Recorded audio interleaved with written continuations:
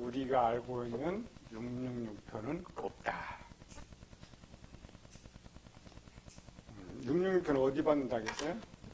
육체에도 받고 영혼에도 받는다. 지금 가르치는 건데 손에 받는 그런 건데 그런 건 없어요. 눈에 보이는 것처럼 기록된 것은 진짜가 아니다. 왜? 하나님한테 영적인 것을 말하고 있기 때문에. 그래서 바울도 마찬가지죠. 육체의 할례가 할례가 아니고 할례는 마음의 할지니라. 7년 환난으로라도 우리는 저쪽 편인지 이쪽 편인지 알 수 없다. 눈으로 보고는 알 수가 없다. 그러나 3년 6개월 후반기로 들어가면 스스로 다 알게 된다. 누구만 알게 되면 구원받은 사람들만 알아요. 7년 들어가서는 내가 구원받을 자인지 그건 하나님만 아는 거죠. 그런데 후 3년 반에 딱 들어가면은 구원받은 성도들은 확실하게 알게 되고 구원받지 못한 자는 여전히 몰라요. 뭘로 안다겠어요? 3년 6개월 설교가 바뀐다겠죠. 빛의 교회와 음료교회 바뀐 설교 자체가 목회자들이 7성에 조그맣게 역사를 하니까 그때는 설교가 스스로 바뀌어버려요. 지금은 종말이 올 거다 가르치죠. 지금이 종말이다. 이미 종말이 시작돼. 3년 6개월 되면 내가 다닌 교회가 사라져. 교회는 분명히 있는데 문에 이 교회는 폐쇄되었으니까 앞으로 예배 드리면 안 된다. 예배 드린 자는 구속된다. 그 교회는 구원받을 교회. 반대로 이제 저쪽 교회는 예배를 계속 드린다 했죠. 신이 바뀌어 있으니까 5대2, 5개 교회와 2개 교회로 나눠집니다. 그래서 5개 교회는 둘을 한다 했죠. 하나는 교회는 예배는 드리는데 신이 마귀든지 아니면 마귀와 예수님을 겸하는 다실론의 교회를 삼기든. 빛의 교회는 교회가 없어요. 교회가 없는데 어디로 가버리냐? 어디서 예배드릴 것 같아요? 교회가 없는데? 예배드릴 장소를 찾아야죠. 어디로 가요? 그때는 예배도 안 드리고 교회도 없는데 어디 가서 예배 드릴까? 산으로? 그럼 산이 어디예요? 산? 우리 여기서 핍박받는데 남산으로 도망가면 안 잡혀요? 다 잡히지? 성경에 그 답이 딱 한 군데 있어요. 그때는 어떻게 신앙생활을 하느냐. 교회가 없어도 성도의 신앙을 포기하는 건 아니에요. 믿음이 더 좋아져가지고 숨어서라도 예배드려요. 이 답은 히브리서에 있어요. 믿음의 선조들이 핍박당할 때마다 어디로 도망가서 예배를 드렸느냐. 내가 그런 상태로 예배 드릴 때 나는 이제 구원받은 성도구나. 내가 이래 죽어도 천국 가는 거나. 그게 자신 있으면 돼요. 히브리서 11장 35절에서 38절. 이게 답입니다. 마지막 때 교회는 폐쇄돼도 예배가 사라진 것이 아니고 스스로 예배를 드리는데 35절에서 38절. 여자들은 자기의 죽은 자들을 부활로 받아들이기도 하며 또 어떤 이들은 더 좋은 부활을 얻고자 하여 심한 고문을 받되 구차히 풀려나기를 원하지 아니하며. 도망가지 못한 사람은 잡히는데 거기서 또 그 감옥에서 예배 드려요. 잡힌 상태에서.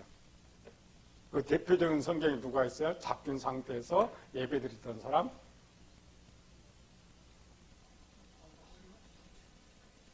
신약은 바울과 신라. 또 구약에는 다니엘, 또 요셉 다 있어요. 36절. 돌로 치는 것과 톱으로 켜는 것과 시험과 칼로 죽임을 당하고. 이 말은 뭐냐면 마귀가 마지막 때는 6,000년의 역사 동안 사용했던 모든 악한 무기를 가지고 성도들을 핍박하게 된다. 그리고 묶어놓은 거예요. 어떤 한 가지가 아니라 각 사람에 따라 고문이 달라. 얼마나 어려워. 돌로 친다. 톱으로 켜버린다. 시험과 칼로. 그러니까 여기에 나오는 이 내용은 당시 이 히브리서를 쓸 당시에 당했던 것들. 누가? 사도들이. 사도들은 엄청 심하게 당다. 가죽을 벗기기까지 했어요. 톱으로 써는 것도 하고 온갖 불로 태우기도 하고. 그래도 이겼죠.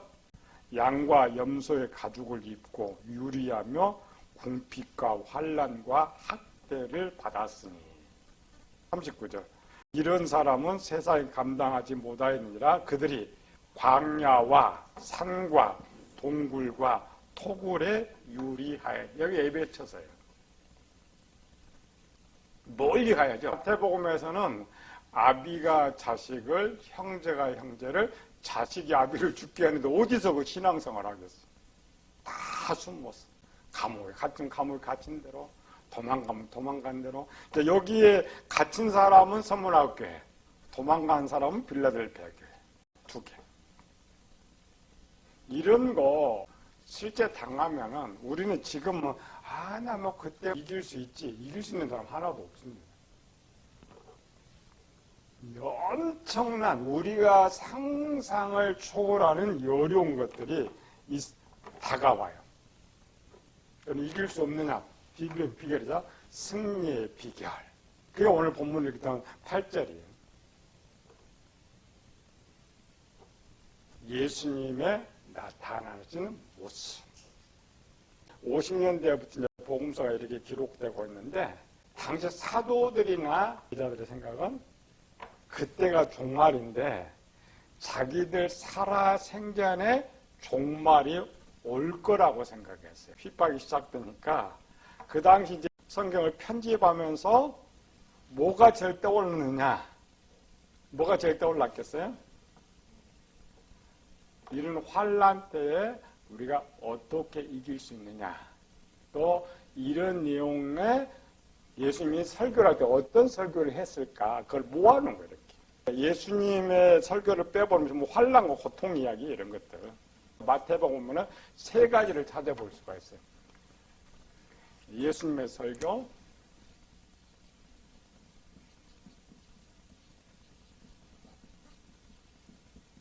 일반적으로 복을 많이 설교했는데 이 복보다는 예수님의 설교 포커스 1번, 2번, 3번. 마태가 대표적인 설교를 세 가지를 이제 기록했어요. 이 설교 중에 뭘 찾아냈다고요? 마지막 이 환난 때에 우리가 어떻게 해야 할까를 예수님이 가르쳐 준 것을 모았어요. 이렇게 많은 설교가 있는데 그 첫 번째 설교가 뭐야? 팔복에 대한 설교.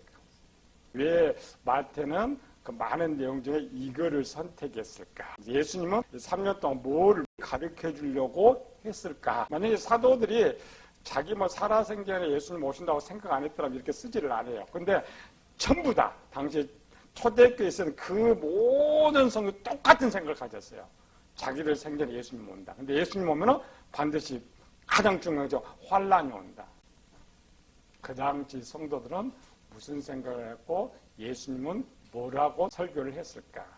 마태복음 5장 10절에 12절. 의를 위하여 핍박을 받는 자는 복이 있나니 천국이 그들의 것임이라. 나로 말미암아 너희를 욕하고 박해하고 거짓으로 너희를 거슬려 모든 악한 말을 할 때에는 너희에게 복이 있나냐. 고통이 올 때 뭘 생각을 하고요? 이거 나 죽었다고 생각하지 말고 이제는 복 받았다. 이게 준비가 안 되면은 이길 수가 없어요. 이게 변화되지 않은 거예요. 집토끼 뭘 먹어야 돼요? 풀, 채소 먹어야 돼요. 근데 풀, 채소는 안 먹고 양념치킨 먹는데 주인이 여기다 보니까 그 숙달이 되니까 다른 거 못 먹어. 교회도 마찬가지예요. 우리는 평소 훈련이 안 되면 안 된다 했죠? 정말 들어가서 절대 준비가 안 돼요. 평소 준비가 돼야 이길 수가 있다. 12절 기뻐하고 즐거워하라. 하늘에서 너희의 상이 큼이라. 너희 전에 있던 선지자들도 이같이 박해하였느니라. 마태가 딱 생각해보면 마지막 이렇게 오면은 어떻게 해야 되느냐. 예수님 뭐라고 써요? 딱 먼저 설교했던 건 이건 아니지만 가장 먼저 그걸 해놨어요. 예수님의 설교 첫 번째 겁니다. 초기 이런 환란이 있을 때는 그때는 기뻐하고 즐거워하라. 저쪽에 5개 교회는 세상과 누리는 것이 기뻐. 이쪽에 2개 교회는 환란이 기뻐. 활란 기쁠 거 하나도 없지만은 예수님 말씀대로 이게 이제 첫 번째 설교. 마태복음 5장가.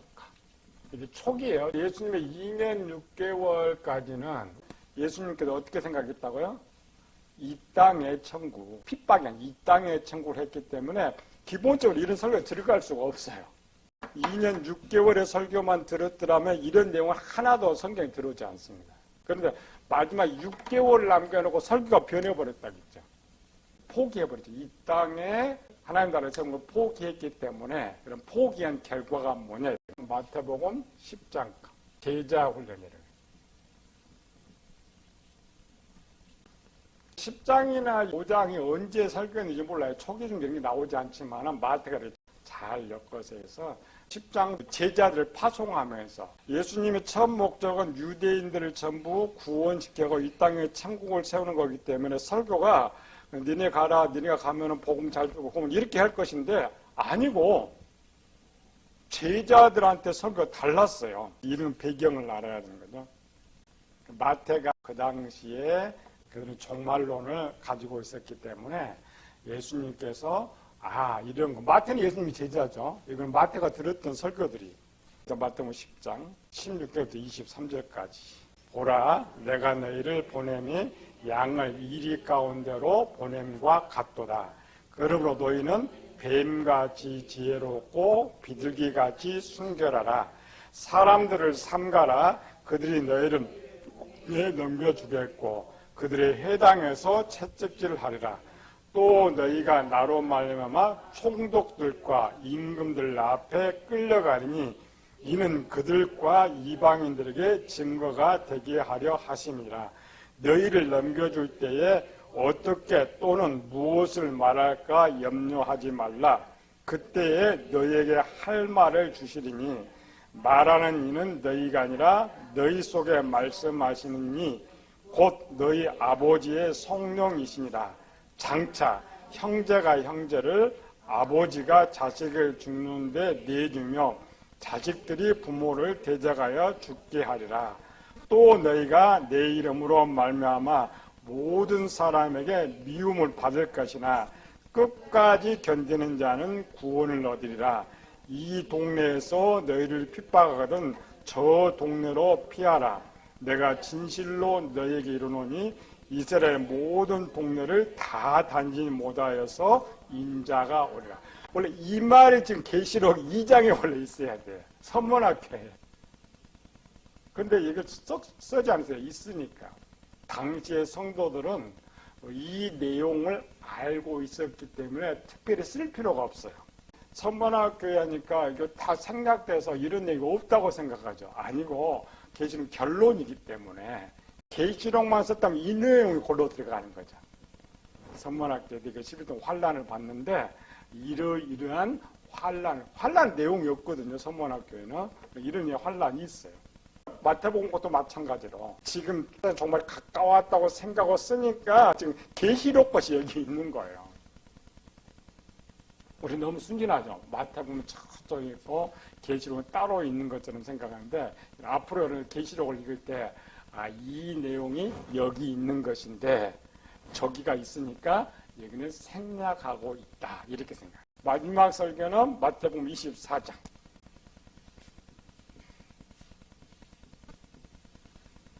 초기, 중간, 마지막.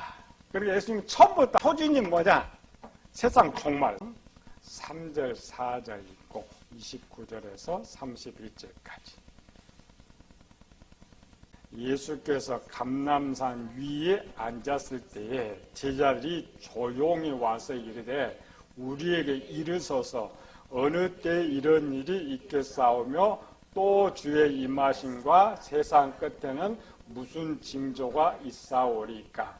예수께서 대답하여 이르시되 너희가 사람의 미혹을 받지 않도록 주의하라. 예수님께서 예루살렘에 내려올 때는 제자들이 서로 자리 다툼했다겠죠.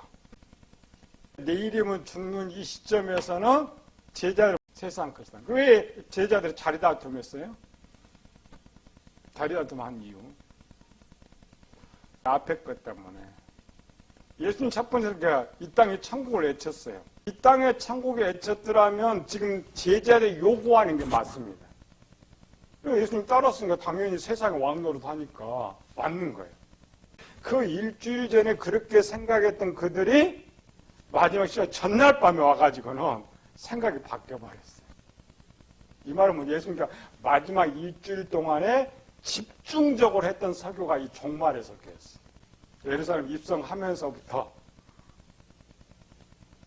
끝까지 29절에서 31절. 그날 환란 후에 즉시 해가 어두워지며 달이 빛을 내지 아니하며 별들이 하늘에서 떨어지며 하늘의 권능들이 흔들리리라. 그때 인자의 징조가 하늘에서 보이겠고 그때 땅의 모든 족속이 통곡하며 그들이 인자가 구름을 타고 능력과 큰 영광으로 오는 것을 보리라. 그가 큰 나팔 소리와 함께 천사들을 보내더니 그들이 그의 택하신 자들 하늘 이끄듯 저 끝까지 사방에서 모으리라. 제자들이 예수님의 말씀하신 뜻을 알았던 거예요. 일주일 전에 이거 말을 할 수가 없어요. 왜? 그냥 이 땅에 천국을 외치고 있는 그들이 뭐라고 말해요? 그러니 제자들이 깨달았던 거죠. 아, 세상 끝이 종말이다. 그럴 때 이제 그 종말을 너희가 어떻게 이거를 알 수가 있느냐. 그러니까 이 지금 내용이 30절, 31절 내용이 요한계시록 1장에 써져 있어요. 똑같이 써져 있어요.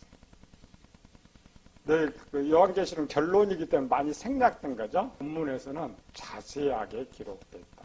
그래서 이제 24장, 25장은 마지막 종말에 대한 내용, 환란에 대한 내용들을 다 갖고 있다. 마태가 가장 중요한 설교 3편을 모아봤더니 마지막 환란과 심판에 대한 내용이 있어요. 이런 많은 내용들을 집약시킨 게 요한계시록 2장 10절. 내가 장차받을 고난을 두려워하지 말라. 내가 10일 동안 환란만. 이 내용들 집약기를 딱 엑기스로 모아놓은 거예요. 그러니까 우리는 단순히 환란이다 이렇게 생각하죠. 아니고 본문에 있는 것을 생략하고 모아놓은 게 한목이에요. 요한계시록은 환란의 계시록 2장 10절 한번 하고 그 다음에 요한계시록 13장의 내용이죠. 전체로 2개로 묶어서 14장. 너희는 마음에 근심하지 말라. 하나님 또 나를 믿으라. 이 자리에 근심했던 내용, 이유가 알죠? 왜 근심한가요? 예수님 없으면 우리가 이 환란을 어떻게 이기냐 이 말이죠. 예수님 그냥 단순히 없어서가 아니고 이 환란을 어떻게 이길 수 있을까 근심하는 거예요. 계시록은 이기는 방법 하나밖에 없는데 여기 이제 써졌어요. 이길 수 있는 방법이 요한복음 14장, 15장에 기록이 나왔어요. 계시록에 다시 와서 나는 처음이요 나중요 죽었다가 살아나신 이가 가라서. 계시록은 예수님 모습이 7개 교회에 7번 나타나죠. 7번 모습이 다 달라. 얘 모습이 달라요. 예수님 모습 하나여야 되는데 모습이 다 달라요. 7개 교회는 크게는 7종류의 교인, 마음으로 7종류의 마음. 교인들이 다양하니까 그 믿음이 약한 사람들, 강한 사람, 그 수준에 맞게 도와주려고 나타나신 거예요. 막 이래갖고 심판주가 아닙니다. 잘 들어야 돼요. 교회에 나타나는 예수님 모습은 내가 뭐 촛대를 옮기다 칼로 싸운다 이런 표현이니까 심판으로 온다. 절대 그건 아닙니다. 도와주려고. 특별히 서문학교회는 죽었다가 살아나시니라. 이 말의 의미가 뭐야? 죽었다가 살아나시니가 다른 교회에 나타나지 않고 서문학교에 나타났어요. 왜? 서문학교가 지금 어떤 상황에 처했어요? 10일 동안 환난 받으면 다 죽게 생겼어요. 이길 수가 없어. 없으면 이제 누가 해야 돼요?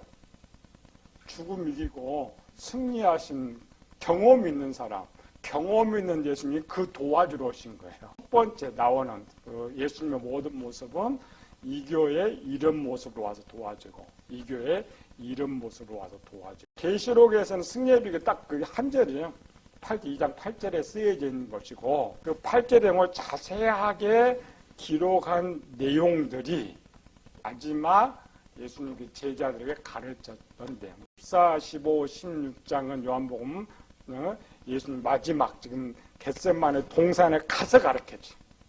마지막 용어가 뭐였겠어요? 요한복음 16장 33절 이것을 너희에게 이르는 것은 너희로 내 안에서 평안을 누리게 하려 함이라. 세상에서는 너희가 환난을 당하나 담대하라. 내가 세상을 이겼느니라. 이 말이 뭐야? 내가 이겨서 너희 도와줄 테니까 근심하지 마. 내가 이기는 거 아닙니다. 근데 내가 구원받은 성도라면 누가 도와줘요? 다음 주에는 예수님 어떠한 모습으로 저들을 도와줬는가? 우리는 그와 같이 나를 도와준다는 거야. 그래서 성경 내 이야기는 잘못 읽으면 하나님은 다니엘을 도와줬고 그런 게 아니고 그 다니엘을 도와줬던 것처럼 나를 도와주고 요셉을 도와준 것처럼 나를 도와주고 그래야 우리가 이기는 그게 승리의 비결입니다. 해본 사람이 도와주면 잘하잖아요. 우리는 이길 수 없지만 경험하고 이기셨던 예수님께서 우리를 도와주시기 때문에 죽음이 오고 환난이 와도 걱정할 필요는 없다. 그렇다고 그 환난이 걱정 안 되는 거 아니에요? 환난 엄청 우리가 당하기 힘들어요. 이길 수 있는 것, 어려움 속에서도 이길 수 있는 것. 그래서 우리가 평소에 삶을 잘해야 돼요. 어렵다고 짜증내고 신경질내고 그러면 안 되죠. 어려워도 그냥 기뻐하고 찬송하고 감사 돌리고 이런 평소의 삶이 나를 변화시켜서 그때도 오직 주님 나 도와주시니까 내가 이길 수 있다라는 거죠. 기도합시다.